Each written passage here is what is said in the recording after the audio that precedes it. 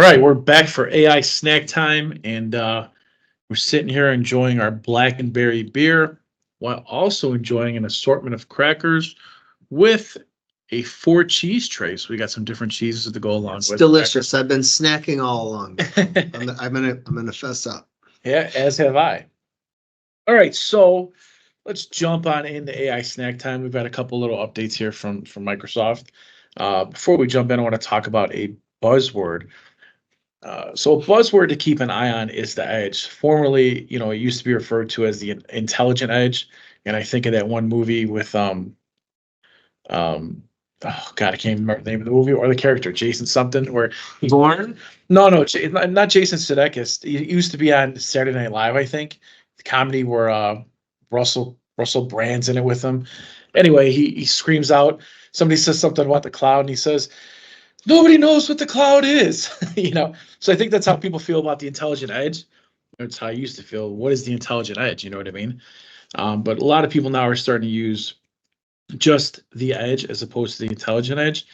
And edge computing allows devices basically in remote locations to process data at the edge of the network. So with AI, instead of processing it on like Microsoft server, the edge would at the edge of the network would be your computer, and the AI chip and everything will be in your computer, and you could still have the AI functionality while not being connected to the internet.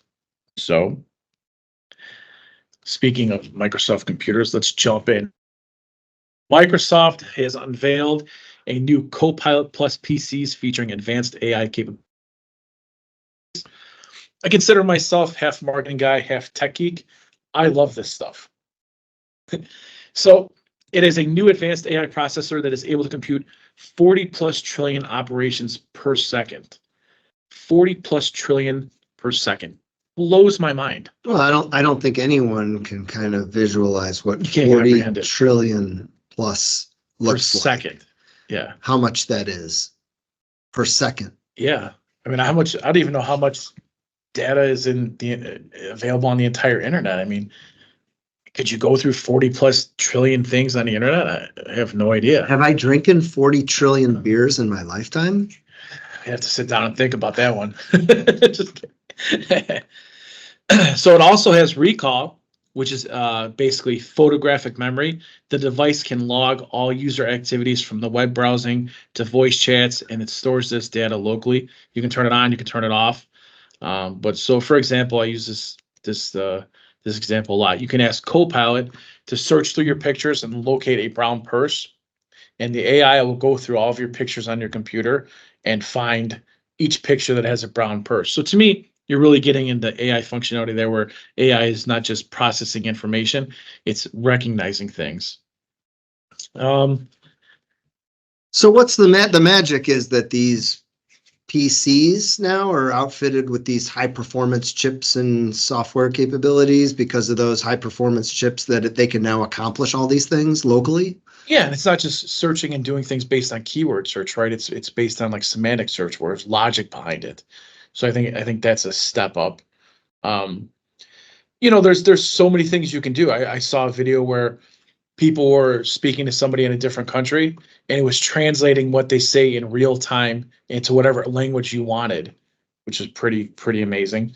Another one was the father joined this game of Minecraft and said, "Hey, my son plays Minecraft," and he's having a one-on-one speech with the AI, and it's natural language, and it sounds like you're talking to somebody sitting right next to you. But AI was able to go into this program, and then they say they can go into other programs as well.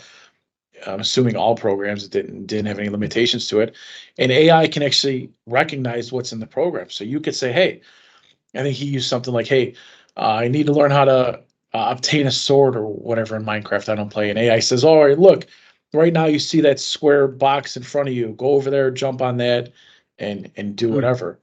Which is interesting, right? Especially if you're looking at like from Business Central capability, maybe it might be able to say, "Hey, if you say, hey, I need to create a sales order," it could say, "All right, click file up there, do this, do that."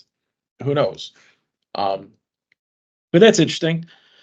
And then last but not least for AI Copilot or for AI Snack Time is that there is a new AI tools directory um, that has been created by a company called AI Parabellum. And you can go on here and find all sorts of artificial intelligence tools, whether they're free or whether they're paid, and apply them to your business and things you want to do. So we'll include a chat with that in the or a link with that inside the show notes. And that's all I got for AI Snack Time. But I'll leave it with this, and I know Ken hates it. It's coming. It's going to change everything we do Yeah, about change the world. everything It's you gonna be do. involved in everything. Yep. Nothing will be the same. Nothing's gonna be the same. Maybe it'll figure out a way to regrow some hair on the top of guys' heads. How would it not? Yeah. It I can don't do know. anything, Michael. It Yeah, can we'll do see. anything. We'll see. All right, so that brings us to the end. But before that, we got to talk about beer ratings. Now, Ken, if I had to guess for you, I'm going to say you're going to give this cocktail here a solid 63. Am I close? Very good, Michael. Am I off? 65. Oh, I was close. Yep. That was pretty close. I call it the Black and Berry beer cocktail. Black and Berry beer cocktail. Yeah. And I kind of positioned it. It's actually, you mentioned 63. 63 is what we I don't know the exact date, but we previously drank peanut butter milk stout, also from the Left Hand.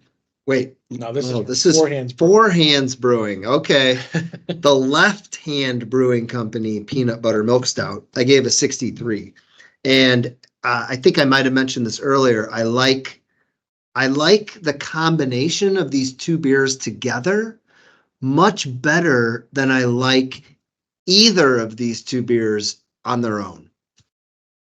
So the sum is greater than the parts. Yeah. For me, yeah, the Four Hands Brewing chocolate milk stout on its own, not too big of a fan. Leinenkugel's Berry Weiss, I don't mind it at all. I put it, up there with Summer Shandy, not as good. But together, we had the Left Hand, and now we've got Four Hands. So how about Hand to God? I'm going to give it a 72. There you go. Solid 72. I like it. I like it a lot. Which, by the way, not too far off from your 74 that you gave to the peanut butter milk stout. Yeah, I like that beer. That was pretty good, actually. So kind of right there. So.